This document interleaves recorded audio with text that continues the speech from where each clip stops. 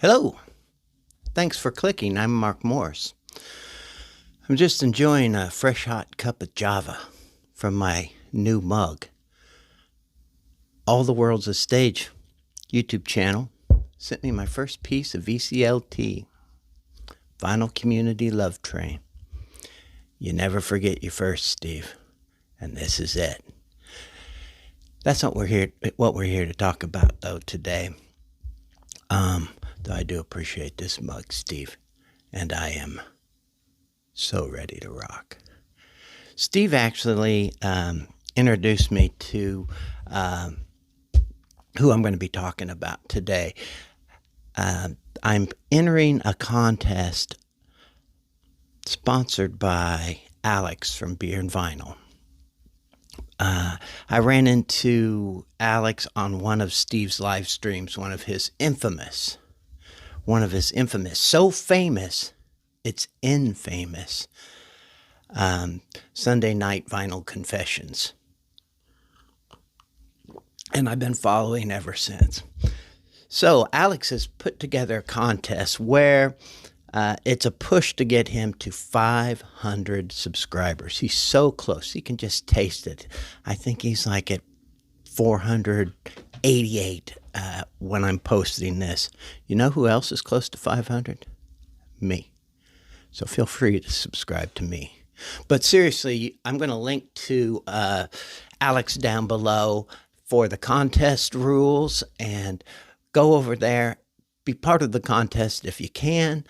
At least sub the guy. He really knows his records. He has an incredible knowledge, an incredible collection. I'm always a little intimidated when he's around because I know he knows everything about everything that I know about. So great guy. Go over there and sub him, watch his videos, and if you want to participate in this contest, it would be great.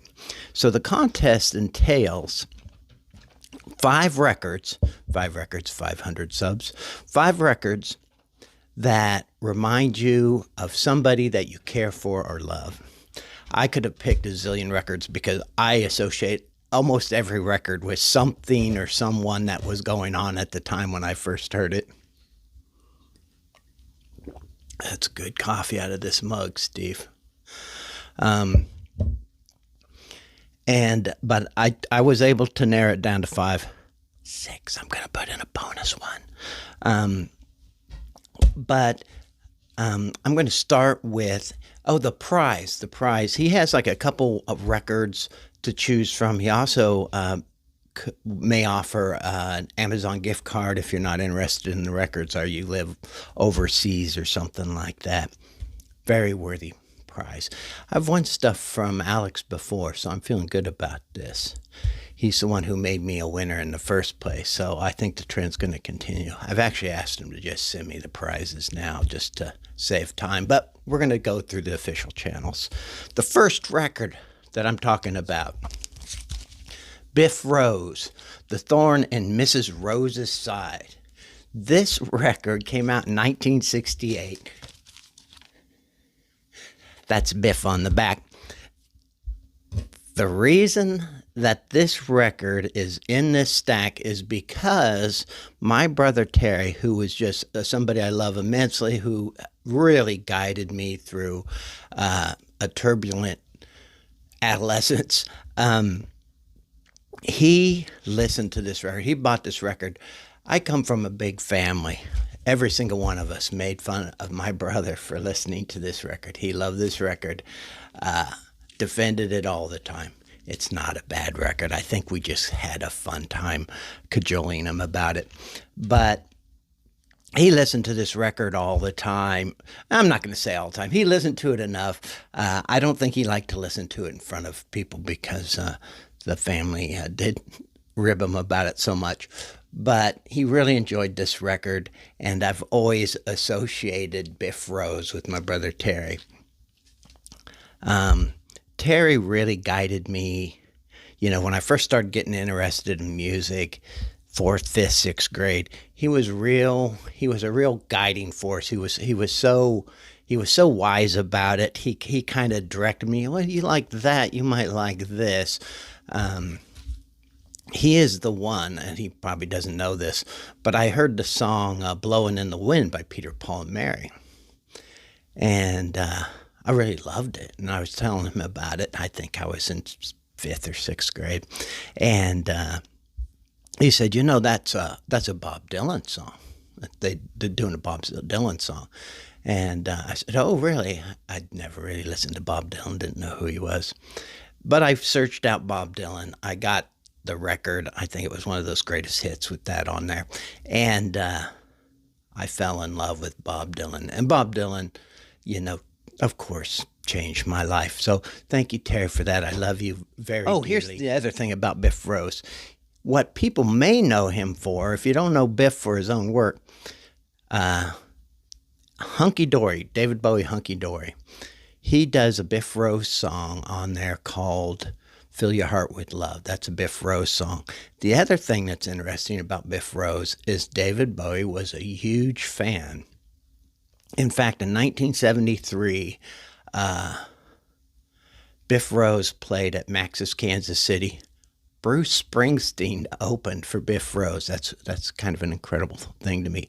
But David Bowie was in the audience to watch Biff Rose. Just a big fan.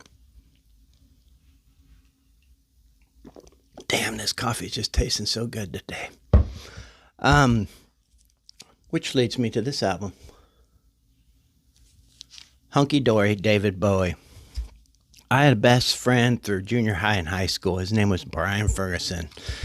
This guy and I, we'd gone through so much together. We liked most of the same bands. We diverge at certain places, but we both love David Bowie. But there's a song on this record called The Bewlay Brothers. I've always associated that song with my friend Brian and I. Brian and I, we just went through so many things together. Spent a lot of time together. We lived on opposite sides of town, so we were always walking back and forth to each other's house or meeting halfway somewhere, which happened to be a big old graveyard. Lots of stories about that.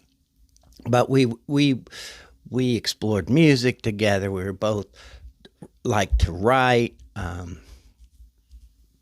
We did a plethora of illegal substances that I would never encourage anybody to do. Those were back in my young days, Lexi. I would never, ever encourage anybody to do that and would never promote it. But we had experimented with all sorts of things, a lot of mind-expanding psychedelics and stuff. We'd gone through a lot of stuff together. And this Bewlay Brothers, it just reminded me of us. And I would play it for Brian and so this just reminds me of us, and it's always been kind of a song that I've always I can't listen to it without thinking of Brian. Brian tragically passed away in 2000. I did in my first book of poetry. The book's called 30 Days, 30 Poems, with a foreword by Todd Colby. There's a poem in here called The Missing Bewlay Brother, and it's about my friend Brian.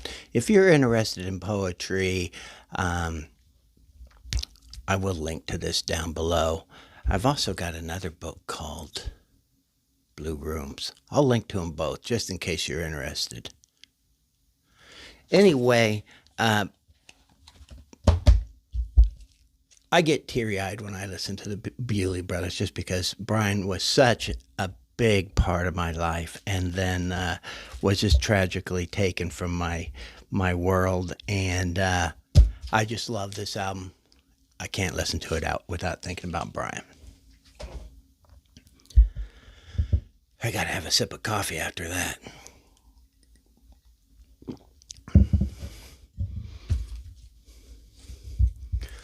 Paul Simon's still crazy after all these years. This has a lot of memories associated with it, but the big memory I have with it, when this came out, I was dating my first girlfriend. Her name was Penny, And we both loved the Beatles. That's how we initially got together, just a love of the Beatles. But we also loved a lot of the other similar things. Simon and Garfunkel, Paul Simon particularly. We both loved Paul Simon. And this album came out, and we both got it. And I really loved it because I love Paul Simon. This is a great record, has all sorts of great stuff on here. The one that was overplayed at the time was 50 Ways to Leave Your Lover. It's just great. But what I remember mostly about this album is the album cover. And the reason the cover is something that stuck in my mind. It was, we were talking about the record, Penny and I just thought this was an uninspired cover. I'm like, that cover's kind of cheesy. You know, he has a cheesy mustache and that, something about that hat kind of, I don't know. I thought it looked goofy. Well, Penny's view was totally different. And I was a little shocked to say that she not only liked the album cover, she loved it. And I said, what is there about this album cover to love? And she said, I don't know. There's just something sexy about it. And I remember like, what? What is sexy about this? And then I started looking closely, and I'm like, oh, women are interested in the package. Anyway, I've always associated Penny. The other album I'm going to mention, this video might be longer than I anticipated. I'm going to try to speed this up a little bit. These are great stories for me. I can't imagine it's that great for you. But in, what year did this come out? I think this came out in 85 maybe.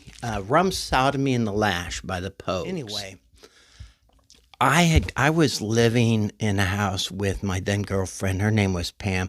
Lots of records that I associate with Pam, but they didn't make the lot just because I talked about some of those records before. But I had gotten into this depression, I guess you would call it. I've had bouts of depression throughout my life, and some are worse than others. But I'd gotten to the point where I was really not, even music wasn't that interesting to me. Nothing was really stuff that I used to love, I'd listen to, and it just didn't bring me joy anymore. And I really was starting to kind of get out of like, maybe I've outgrown records and music and stuff.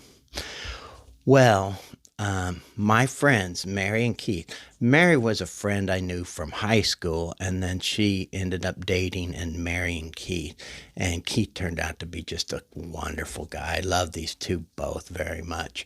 But they would visit us. Mary was more of a friend with Pam, but I just loved Mary, and like I said, Keith was great. Well, they would bring over records or tapes and stuff, and we'd listen to them.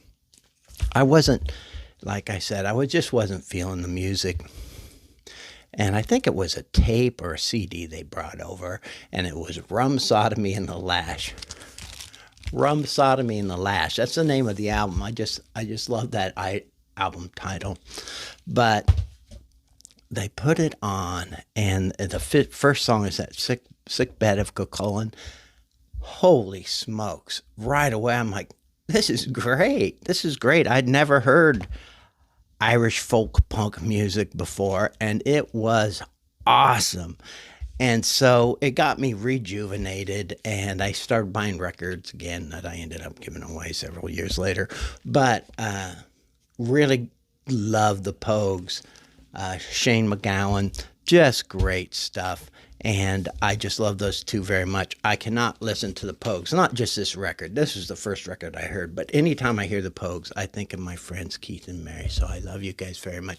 Oh, Mary's the one who gave me that Beatles banner back there, by the way, that I have in every show. And then kind of this one I picked just because I just got it recently and back on vinyl. But I used to date this woman named Amanda that we're still friends. I don't see her much anymore, but when we do, it's always very cordial. We were in a relationship. It was it was a weird relationship for me because I'm not used to, my relationships usually go smooth, and then it's done. This one was kind of hot, you know. You're like, are we broke up now? And it just seemed like it was going back and forth.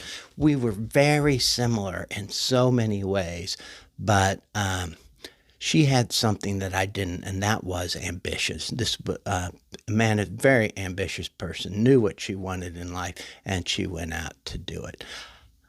I am not that motivated, but this album, U2, so this album came out in 1991. Amanda and I, our relationship was coming to the end. I think we both saw it coming. I don't think either one of us was looking forward to it ending because we just had so much together. But we knew it wasn't going to work out. And towards the very end of our relationship, this record came out. And one of the last things we had together that was kind of a bonding thing was we both really loved this record. And it had lots of songs that got radio play on here. One was the big one. Mysterious Ways. Just a lot of great songs on here. One of my favorite, well, probably my favorite song on here is one called The Fly. But anyway, I associate this album with Amanda.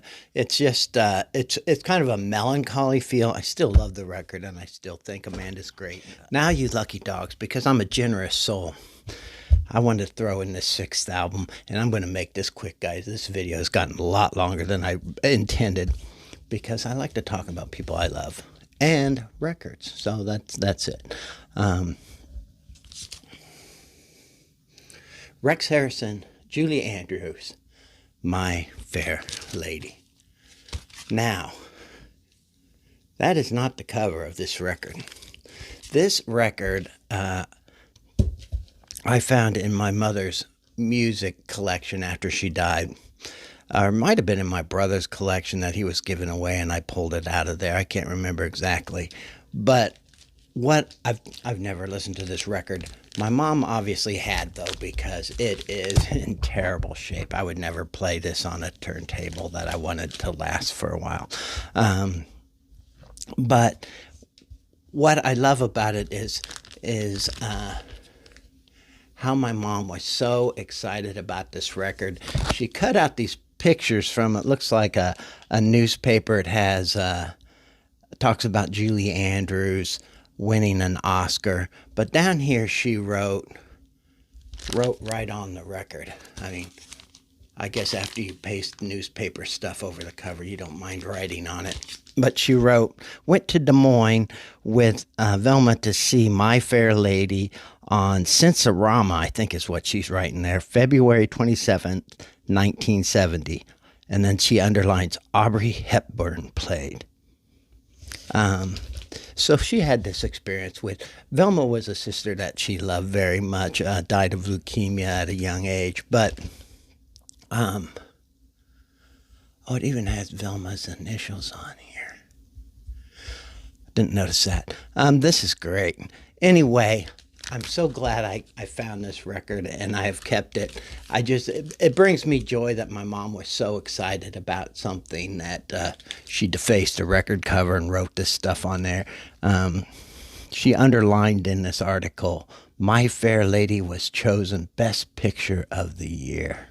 She underlined that. Those are my albums. Thank you guys for listening. Please go to Alex's page on Beer and Vinyl below and subscribe. Subscribe to me if you're thinking about it. And then I'll see you all later. Oh, thanks, Steve. That's great coffee. So long.